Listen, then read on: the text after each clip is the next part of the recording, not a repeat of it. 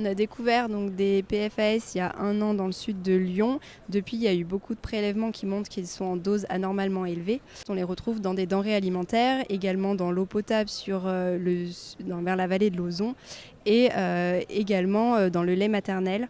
Donc c'est une question de santé publique, d'industrie qui déverse ces polluants directement dans le Rhône.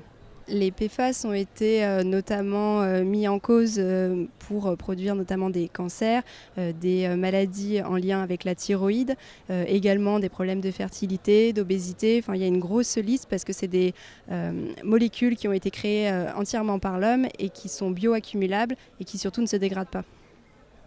Alors, qui ne se dégradent pas, ça veut dire qu'elles sont éternelles, on aura toujours ce problème ?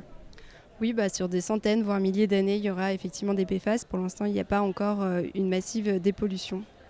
On parle du sud de Lyon avec Givors, avec Pierre-Bénite, d'autres communes encore. Pourquoi les Lyonnais ne se sentent pas concernés alors que le 7e est juste en face ? Vont peut-être se sentir un peu plus concernés, notamment depuis que la préfecture a dit qu'il y avait des PFAS dans le 7e arrondissement de Lyon et a étendu à de nombreuses communes du sud de Lyon, notamment dans les denrées alimentaires. Après, il va falloir effectivement concerner en faisant plus de réunions publiques, plus d'informations et également peut-être par l'étude de la métropole qui permettra d'avoir une meilleure connaissance de l'ampleur de la contamination. Par rapport à la préfecture qui a interdit le déversement de certains PFAS, pas de tous apparemment, et seulement à partir de 2024, quel est votre sentiment ? C'est un précédent parce que ça permettra de faire jurisprudence, d'avoir un document administratif qui dit qu'il faut arrêter toute substance PFAS.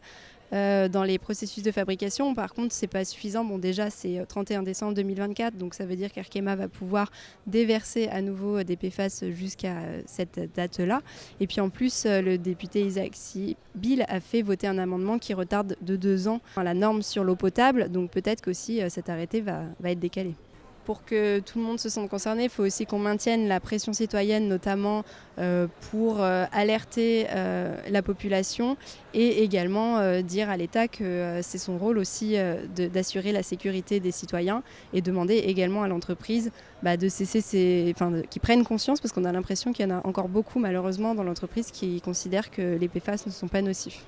Le lobby de la chimie est quand même assez fort et donc à chaque fois on nous dit que faire une nouvelle molécule, changer de processus, ça signifie devoir faire valider sur un temps long de la recherche et développement, également faire valider par les futurs clients, etc.